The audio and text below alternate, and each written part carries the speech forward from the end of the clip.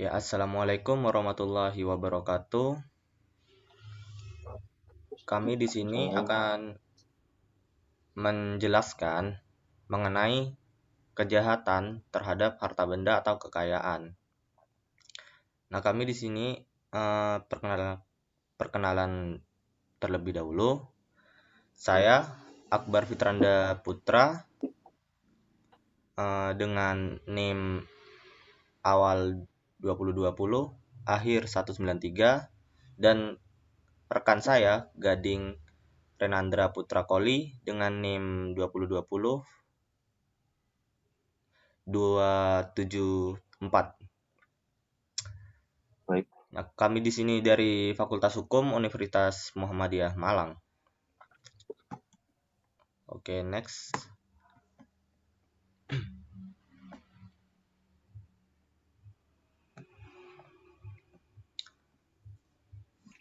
Definisi kejahatan terhadap harta benda. Di sini saya akan menjelaskan mengenai pengertian dari kejahatan terhadap harta benda. Kejahatan terhadap harta benda atau kekayaan adalah suatu penyerangan terhadap kepentingan hukum orang atas benda milik orang lain. Nah, di sini juga dijelaskan dalam buku 2 KUHP mengenai contoh. Yang pertama ada pencurian atau diefstal. Yang kedua pemerasan atau afpersing. Yang ketiga pengancaman atau afdragging. Yang keempat penipuan atau oplecting. Yang kelima penggelapan barang atau verduistering. Yang keenam penadahan. Yang ketujuh merugikan orang yang berpiutang. Oke, next. Mengenai unsur objektif. Ya, di sini ya yang pertama itu unsur perbuatan, mengenai unsur perbuatan material. Seperti perbuatan mengambil pada pencurian, perbuatan memiliki pada penggelapan, perbuatan menggerakkan hati pada penipuan, perbuatan memaksa pada pemerasan dan pengancaman, perbuatan menghancurkan dan merusakkan pada penghancuran dan perusakan benda. Yang kedua, unsur benda atau barang, unsur keadaan yang menyertai terhadap objek benda, yakni unsur milik orang lain yang menyertai atau melekat pada unsur objek benda tersebut.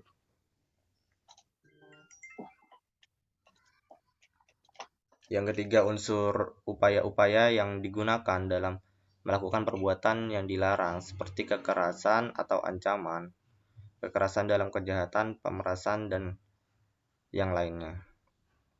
Yang keempat, unsur akibat konstitutif berupa unsur yang timbul setelah dilakukannya perbuatan yang dilarang atau perbuatan material.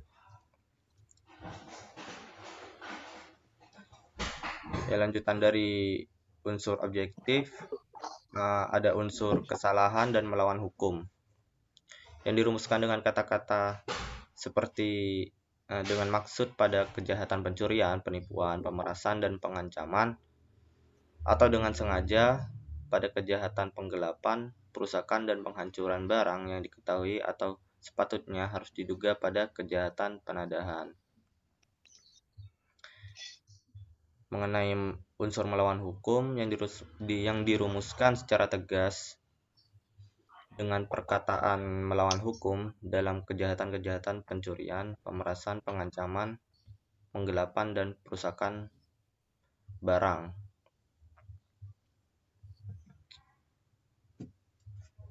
Oke. Baik, selanjutnya untuk lanjutan dari unsur objektif, adapun ada unsur subjektif yang terkandung dalam pasal 368 KUHP ataupun pasal 369 KUHP. yang dengan bunyinya yaitu dalam pasal 368 KUHP, unsur subjektifnya itu ada dengan maksud ataupun untuk menguntungkan diri sendiri atau orang lain.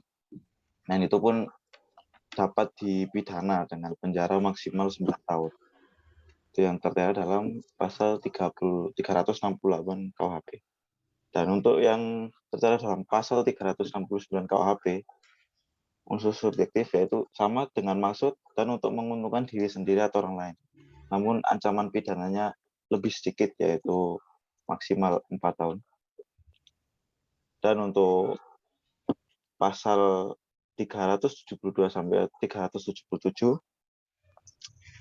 unsur subjektif adalah sengaja ataupun melawan hukum. Diancam pidana sama seperti sebelumnya, yaitu penjara maksimal 4 tahun atau denda. Untuk selanjutnya, unsur-unsur dalam kejahatan terhadap harta benda ataupun pencurian. Pencurian adalah pengembalian barang milik orang lain secara tidak sah tanpa seizin pemilik. Dalam pasal 362 KUHP yang berbunyi barang siapa yang mengambil sesuatu yang seluruhnya atau sebagian punya orang lain dengan maksud memiliki secara melawan hukum, diancam karena pencurian dengan pidana 5 tahun atau denda paling banyak Rp500. Unsur objektif yaitu barang siapa mengambil suatu benda sebagian atau seluruhnya kepunyaan orang lain, atau nama Belandanya ini dan geheel of gezet aan in under the behoud. Dan untuk unsur objektifnya, subjektifnya, bahwa yang mengambil itu bermaksud untuk memiliki barang itu. Bahwa memiliki barang itu harus tanpa hak. Yang mengambil itu harus mengetahui. Dasar hukum ini menurut dalam pasal 362, 363 ayat 1, 2, 364, dan 365 ayat 1 sampai 4. Dan terakhir 367 ayat 1 sampai 3. Oke, selanjutnya dalam pasal 363 KUHP itu ada pencurian ternak. Pencurian pada waktu kebakaran, letusan, banjir, gempa bumi, gunung meletus, kapal karam, kapal tergempar, kecelakaan kereta api, huru-hara, pemberontakan atau perang. Ini include termasuk bencana alam karena ada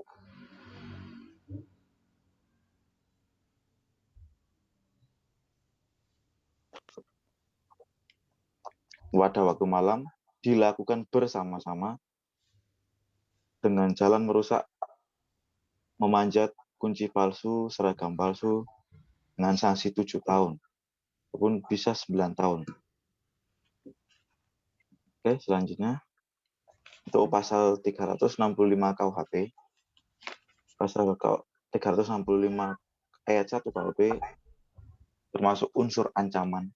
Pasal 365 ayat ke-1, 2, 3, 4 KUHP di waktu malam dilakukan bersama, unsurnya merusak atau untuk unsur melukai berat. Untuk pasal 365 ayat 3 KUHP mengakibatkan kematian, dan untuk ayat selanjutnya ayat 4 KUHP yaitu menyeluruh, untuk keseluruhan. Oke. Silakan. Nah, di sini saya menambahkan mengenai pasal 365 ayat 3 KUHP itu mengakibatkan kematian.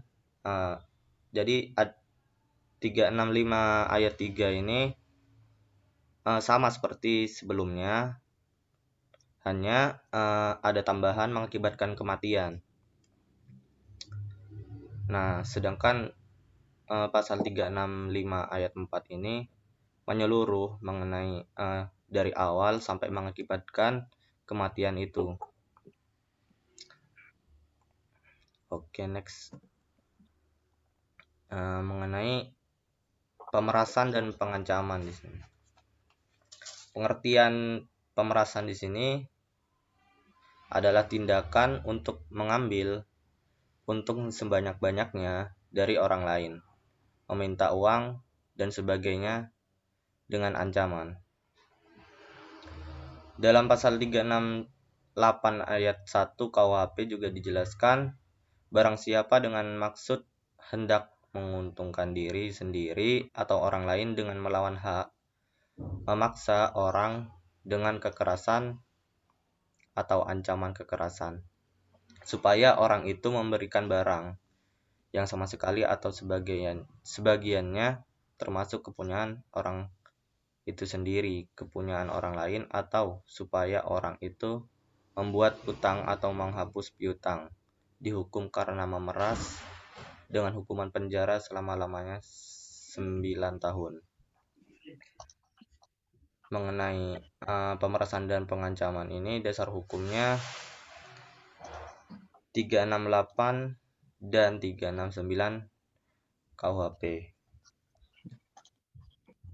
Langsung ke mengenai pasal 368.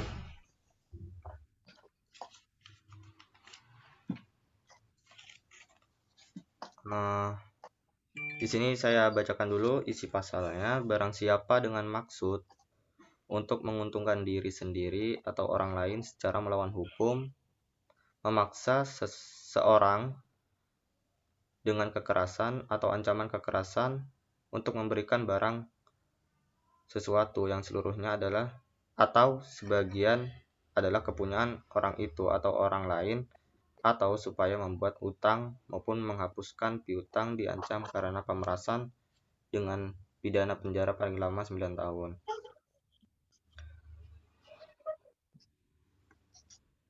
Ayat 2, ketentuan pasal 365 ayat kedua, ketiga, dan keempat berlaku bagi kejahatan ini, yaitu pemerasan dan pengancaman. Nah, di sini ada poin-poin di sini yang saya buat. Barang siapa dengan maksud untuk menguntungkan diri sendiri atau orang lain secara melawan hukum, memaksa seseorang dengan kekerasan atau ancaman kekerasan untuk memberikan sesuatu atau memberikan hutang atau menghapus piutang. Nah, di pasal 368 ini diancam paling lama 9 tahun penjara. Dan pasal 365 berlaku bagi kejahatan ini. Mengenai pasal 369 KUHP, sama seperti pasal sebelumnya 368. Hanya perbedaannya dengan ancaman. Pencemaran akan membuka rahasia.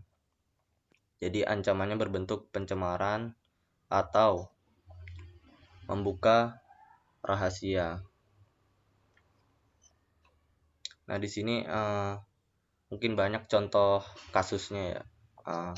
Ancaman berupa membuka rahasia atau gimana.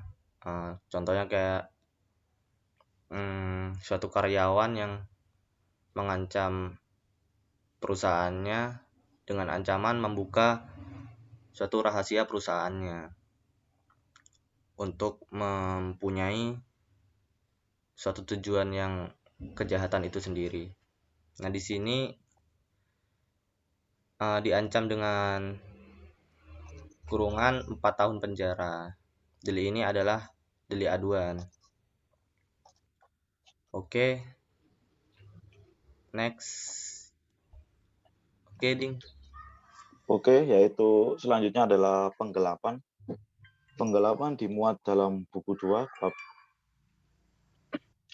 bab 24 yang oleh Van Huyringen mengartikan istilah penggelapan ini sebagai gehel dan kermaken atau sebagai istilah Uistarling van Licht Beletten yang artinya membuat segalanya menjadi gelap atau menghalangi memancarnya sinar, juga disebut penyalahgunaan. Dalam pasal 372 KUHP, yakni yang berbunyi, barang siapa dengan sengaja dan melawan hukum memiliki barang sesuatu yang seluruhnya atau sebagian adalah kepunyaan orang lain, tetapi yang ada dalam kekuasaannya, bukan karena kejahatan, diancam karena penggelapan dengan pidana penjara paling lama 4 tahun atau denda paling banyak Rp900. Dasar hukum penggelapan ini adalah 372 KUHP, 374 dan 375 KUHP. Adapun jenis-jenis tindak pidana penggelapan yang diatur sama oleh buku 2 bab 24 Kitab Undang-Undang Hukum Pidana yang berjudul penggelapan ini, yaitu terbagi dalam beberapa bentuk lebih tepatnya, yaitu yang pertama bentuk pokok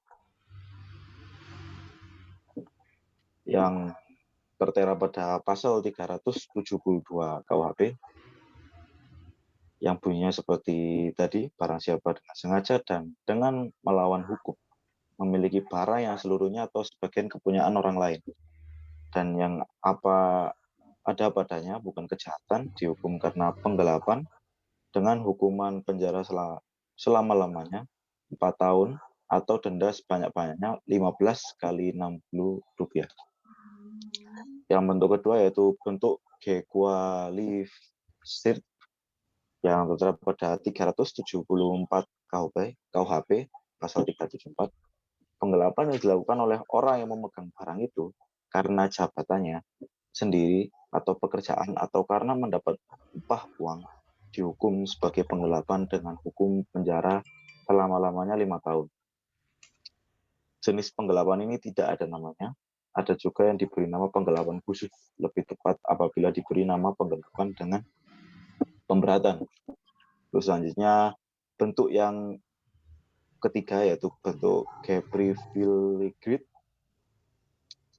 yang terdapat pada pasal 373 KUHP.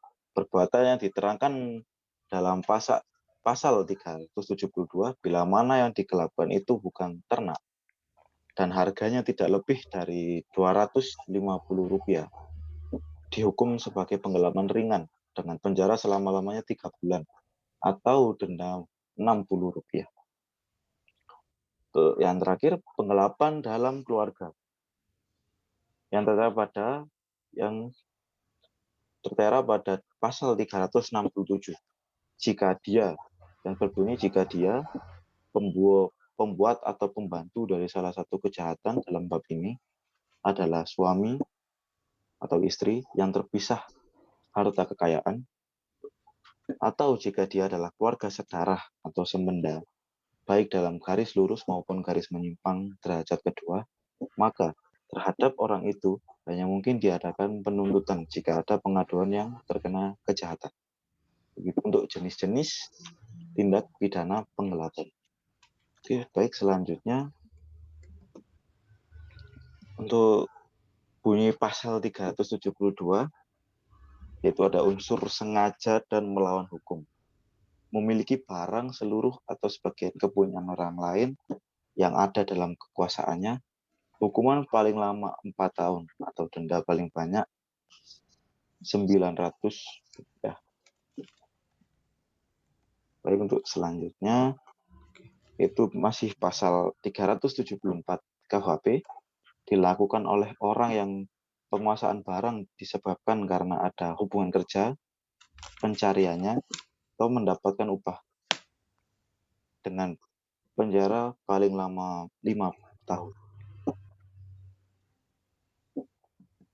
Oke, pasal 375 KUHP di sini mengenai ada unsur penggelapan, terpaksa diberi barang untuk disimpan, dilakukan oleh wali pengampu, pengurus atau pelaksana surat wasiat, pengurus lembaga sosial atau yayasan. Nah, pasal tersebut diancam dengan kurungan paling lama 6 tahun penjara.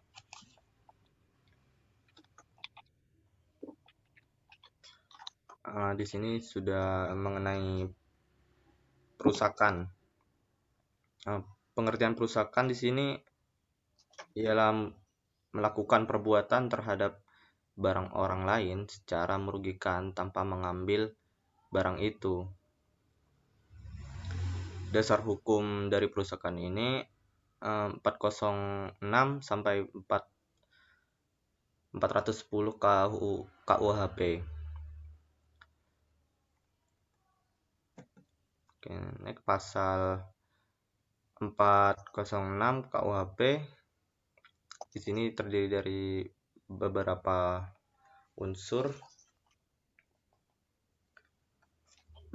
Ada unsur sengaja dan melawan hukum, menghancurkan, merusakkan, membikin tak dapat dipakai atau menghilangkan barang milik orang lain.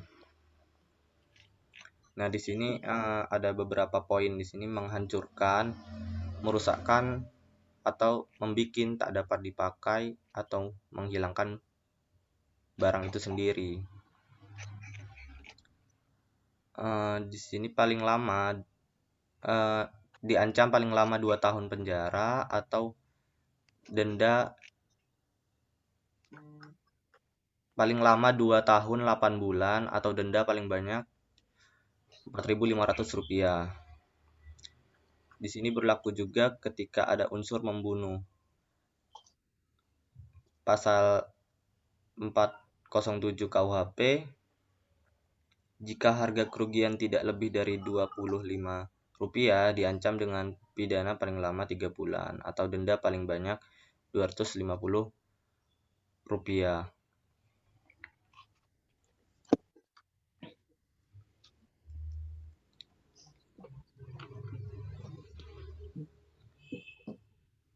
Pasal Baik, untuk Oke, lanjut. selanjutnya pasal 408 KUHP, objek perusakan adalah bangunan, kereta api, tram, telegraf, telepon atau listrik, atau bangunan untuk membendung, membagi atau menyalurkan air saluran gas, air atau saluran yang digunakan untuk umum.